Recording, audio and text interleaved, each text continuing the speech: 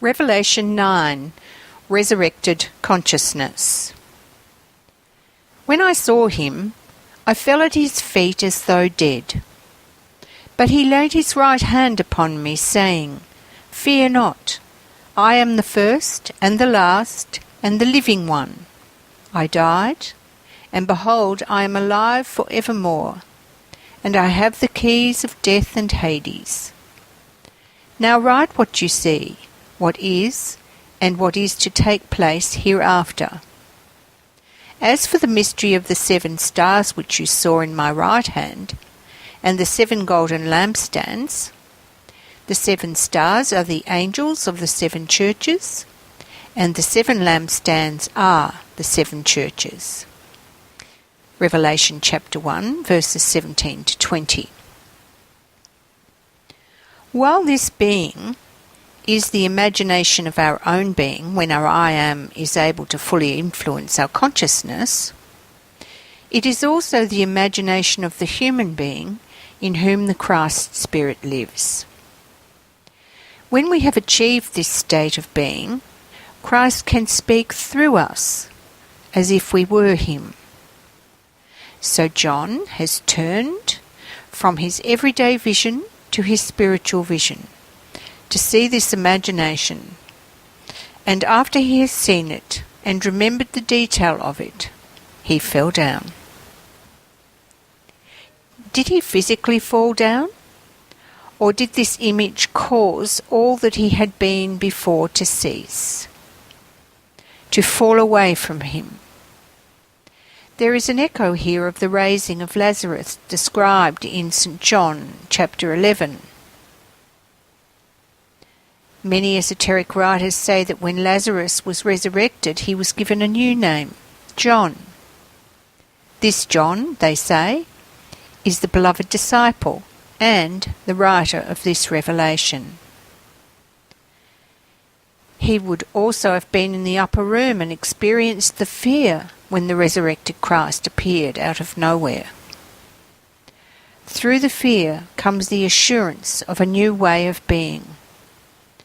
Then we can hear the words, I am the living one. That is, the I am is the living one. There are several words for life or living in the Greek. This one is Zoe.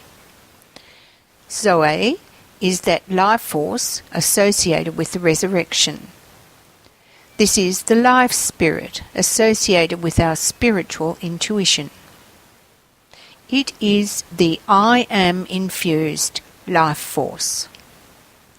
This means that the life force that keeps our body alive is raised up and spiritualized so that it becomes a living force, no longer bonded to the physical. Quote, I died, and behold, I am alive for evermore, end quote, means that our life force, previously bound to our physical body, has now been raised and gives life to our spiritual body as well, while we still occupy our physical body. This places great demands on our mind, for now we must be able to look into all our experiences with equanimity. This is one meaning of having the keys of death and Hades.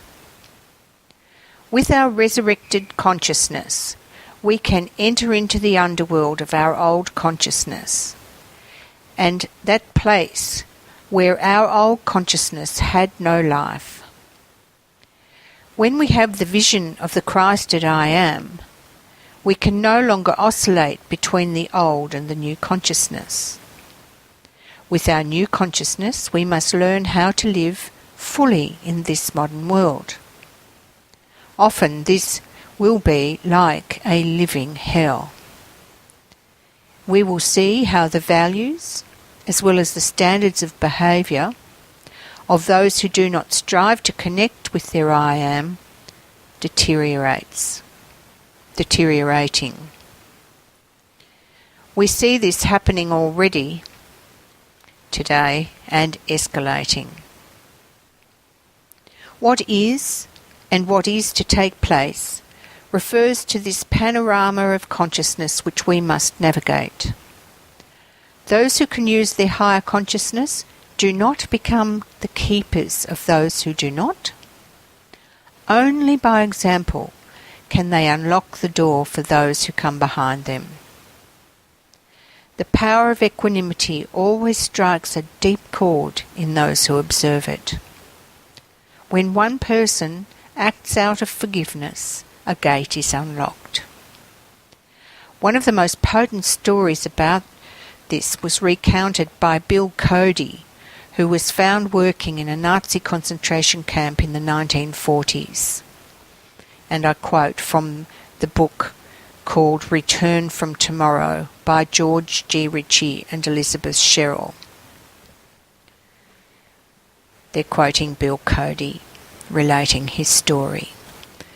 "We lived in the Jewish section of Warsaw," he began slowly, the first words I had heard him speak about himself.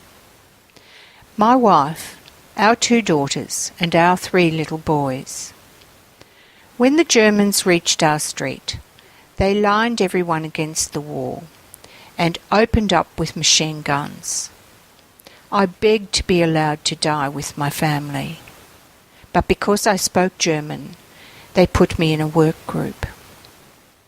He paused, perhaps seeing again his wife and 5 children. "I had decided right then," he continued, "whether to let myself hate the soldiers who had done this. It was an easy decision, really. I was a lawyer. In my practice, I had seen too often what hate could do to people's minds and bodies. Hate had just killed the 6 people who mattered most to me in the world.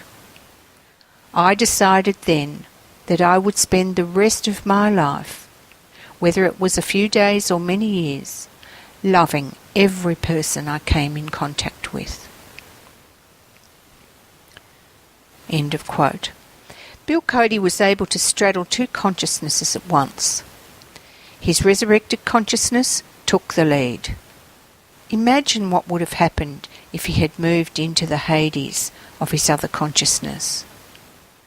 By being able to relate the details of his experience, he was obviously not denying it either. This is our goal too, to have such a mobile will, combined with a depth of courage, that we can make higher choices, not blindly, but by using our spiritualized thinking. When we do, we will feel that right hand upon us and hear the words, "Fear not."